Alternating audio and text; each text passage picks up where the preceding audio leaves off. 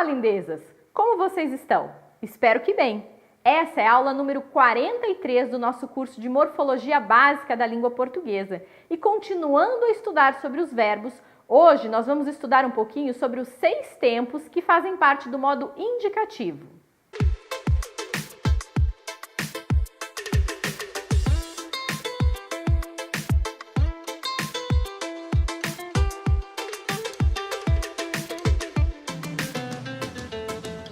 Os tempos verbais, segundo Cunha e Sintra, dizem respeito à propriedade de localizar o processo verbal no momento da sua ocorrência. Ou seja, é por meio dos tempos verbais que nós localizamos no tempo o evento sobre o qual estamos falando, sempre em relação ao momento em que falamos. No caso do modo indicativo, nós temos 6 tempos verbais. Vejam os exemplos. João estuda a língua portuguesa. É algo que está ocorrendo, está no presente. João estudou língua portuguesa no ano passado. É algo que já ocorreu. João estudará a língua portuguesa no próximo ano. Está no futuro, é algo que ainda vai acontecer. Ou seja, o tempo de um verbo nos indica quando se passa a ação que ele expressa em relação ao momento em que estamos falando. Os 6 tempos do modo indicativo são presente, pretérito imperfeito, pretérito perfeito, pretérito mais que perfeito, futuro do presente e futuro do pretérito. Vamos conhecê-los? Vamos falar um pouquinho do presente do indicativo.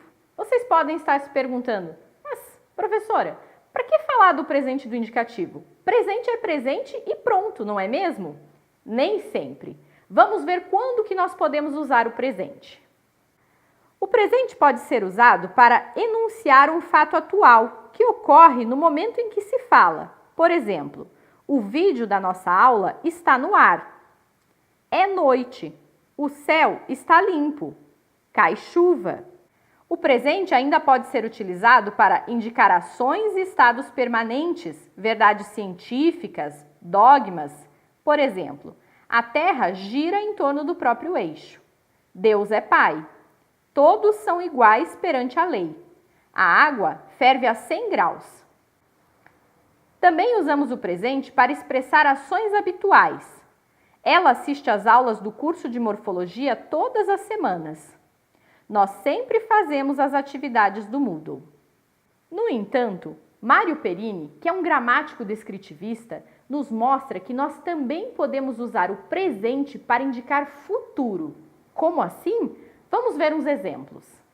Amanhã bem cedo eu publico o vídeo da próxima aula. O verbo está no presente, mas a ação é futura. Eu só vou publicar o vídeo amanhã cedo. A aula começa dentro de 5 minutos, ou seja, a aula começará em 5 minutos, mas o verbo está no presente. E não é que a gente fala assim mesmo? Quando eu me despeço de vocês no final de uma aula, eu costumo dizer, a gente se vê no próximo encontro, e não a gente se verá no próximo encontro, não é mesmo? E não é só isso. Mário Perini também traz para a gente alguns exemplos de quando o presente é utilizado para expressar passado. Vejamos. O presente pode ser utilizado para expressar passado quando a gente deseja dar um caráter mais vivo a uma narração, como por exemplo, entrei no quarto e o que é que eu vejo? A Anita rasgando todos os vestidos. Vejo está no presente, mas eu vi no passado, não é mesmo? Ou ainda, em 1945, termina a Segunda Guerra Mundial. Vejam, a guerra já terminou, mas a ideia é expressa por um verbo que está no presente. Podemos usar o presente para expressar tempo decorrido, uma ação que começou no passado, mas ainda está se desenrolando no presente. Eu moro aqui há 10 anos. Ela está doente desde 2005. Há 12 dias que Ângela não aparece em casa.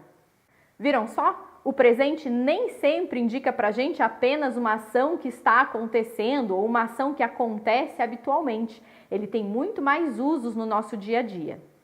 E quanto ao passado? No modo indicativo, nós temos 3 tempos para representar o passado. É o pretérito perfeito, o pretérito imperfeito e o pretérito mais que perfeito. Vamos estudar um pouquinho sobre o pretérito perfeito e o imperfeito primeiro. A diferença entre o pretérito perfeito e o imperfeito é que o perfeito focaliza os limites temporais do evento, ou seja, ele fala de algo que aconteceu pontualmente no passado, enquanto o pretérito imperfeito fala de uma ação habitual, algo que acontecia regularmente no passado. Vamos ver alguns exemplos. Ele viajou para os Estados Unidos. Ele viajava para os Estados Unidos. Na primeira frase, o verbo viajar está no pretérito perfeito. E a ideia expressa pelo verbo é de que alguém viajou uma vez para os Estados Unidos. Já no segundo exemplo, o verbo viajar está no pretérito imperfeito e indica que a pessoa costumava viajar para os Estados Unidos. Era algo habitual. O mesmo acontece em Maria aprendeu rápido. Maria aprendia rápido.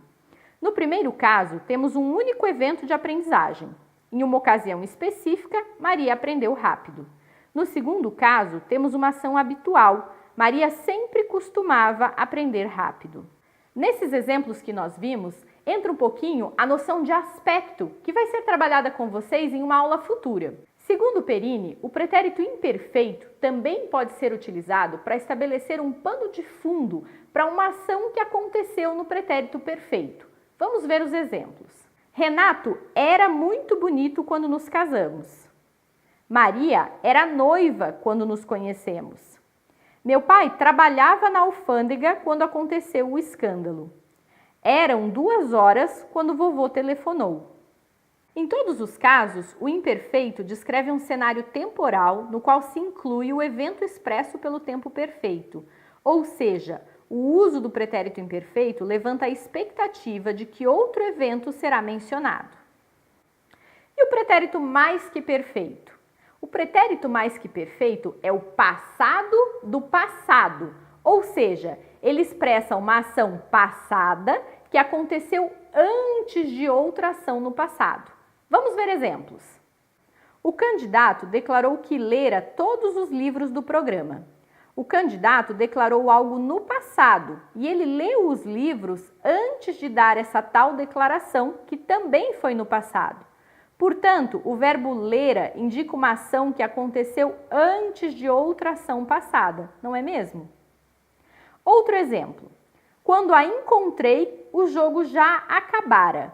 Ou seja, eu a encontrei no passado, mas quando isso aconteceu, o jogo já havia acabado. Portanto, o verbo no mais que perfeito, acabara, indica uma ação passada que aconteceu antes de outra ação no passado. Ou seja, eu a encontrei no passado, mas quando isso aconteceu, o jogo já havia acabado. Portanto, o verbo no pretérito mais que perfeito, acabara, indica uma ação passada que aconteceu antes de outra ação passada. É importante frisar, contudo, que nós não temos o hábito de utilizar o pretérito mais que perfeito na nossa fala. Costumeiramente, esse tempo verbal é utilizado na literatura, em textos predominantemente narrativos. No nosso cotidiano, na oralidade, conforme Mário Perini, nós costumamos usar o pretérito mais que perfeito composto. Veja os exemplos. A gente costuma dizer, o candidato declarou que tinha lido todos os livros do programa e não o candidato declarou que lera todos os livros do programa. Também dizemos, quando a encontrei, o jogo já tinha acabado e não, quando a encontrei, o jogo já acabara. Para fechar o modo indicativo, nós temos que falar ainda sobre o futuro. E existem 2 tempos verbais nesse modo que expressam o futuro. É o futuro do presente e o futuro do pretérito. Vamos ver. O futuro do presente indica uma ação que acontecerá no futuro em relação ao momento da fala.